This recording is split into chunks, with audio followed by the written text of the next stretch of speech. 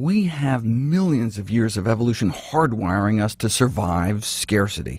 Compensatory survival mechanisms our body uses to defend against weight loss. So when we start losing weight, we may unconsciously start moving less as a behavioral adaptation to conserve energy. There are metabolic adaptations as well. Our metabolism slows down. Every pound of weight loss may reduce our resting metabolic rate by 7 calories a day. This may only translate to a few percent differences for most, but can rapidly snowball for those who achieve massive weight loss. During one season, some of the Biggest Loser contestants famously had their metabolic rates tracked. Above and beyond the hundreds of calories less it takes to just exist 100+ pounds lighter, by the end of the season their metabolic rate slowed by an extra 500 calories a day.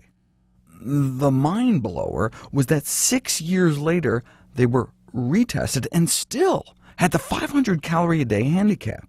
So the contestants had to cut 500 calories more than anyone else their size to maintain the same weight loss. No wonder the bulk of their weight was regained. Most remained at least 10% lower than their starting weight, though, and even a 7% drop has been shown to cut diabetes rates about in half. Still, the metabolic slowing means you have to work that much harder than everyone else just to stay in place. Analyzing 4 seasons of The Biggest Loser minute by minute, researchers noted that 85% of the focus was on exercise rather than diet, though the exercise component accounted for less than half of the weight loss. Even 6 years after their season ended, the contestants had been maintaining an hour of daily, vigorous exercise, yet still regained most of the weight. Why? Because they started eating more. They could have cut their exercise to just 20 minutes a day and still maintained 100% of their initial weight loss if they would have just been able to keep their intake to under 3,000 calories a day. That may not sound like much of a challenge, but weight loss doesn't just slow your metabolism, it boosts your appetite. If it were just a matter of your weight settling at the point at which your reduced calorie intake matches your reduced calorie output, it would take years for your weight loss to plateau. Instead, it often happens within 6 to 8 months. You may know the drill. Start the diet, stick to the diet, and then weight loss stalls 6 months later. What happened? Don't blame your metabolism. It just plays a small part. What happened is that you likely actually stopped sticking to your diet because your appetite went on a rampage. Let's break it down. If you cut 800 calories out of your daily diet, 2,600 calories a day down to 1,800, and your weight loss stalls after 6 months, then what happened is that at the end of the first month you think you're still cutting 800 calories, but you may actually only be down about 600 calories a day. By month 2, you're only down about 500, month 3, 300, and by month 6, you're only eating 200 calories less than before you went on the diet. In other words, you inadvertently suffered an exponential increase in calorie intake over those 6 months.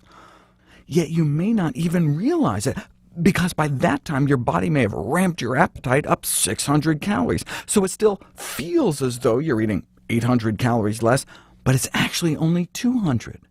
Since an 800-calorie drop in intake may slow your metabolism and physical activity about 200 calories a day, with no difference between calories in and calories out at 6 months, no wonder your weight loss grinds to a complete halt.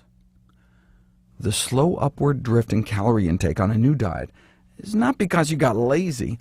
Once your appetite is boosted by 600 calories after dieting for a while, eating 200 calories less at the end is as hard as eating 800 calories less at the beginning. So you can maintain the same disciplined level of willpower and self-control and still end up stagnating. To prevent this from happening, you need to maintain the calorie deficit. How is that possible in the face of a ravenous appetite? Hunger is a biological drive. Asking someone to eat smaller portions is like asking someone to take fewer breaths.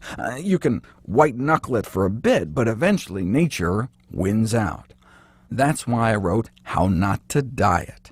There are foods that can counter the slowing of our metabolism and suppress our appetite. Ways of eating to counter the behavioral adaptation and even eat more food, yet still lose weight. Due to the metabolic slowing and increased appetite that accompanies weight loss, sustained weight loss requires a persistent calorie deficit of 300 to 500 calories a day. This can be accomplished without reducing portion sizes, simply by lowering the calorie density of meals. This can result in the rare combination of weight loss with both an increase in quality and even quantity of food consumed. I'm going to do a whole series of videos about it. The bottom line is that sustainable weight loss is not about eating less food, it's about eating better food.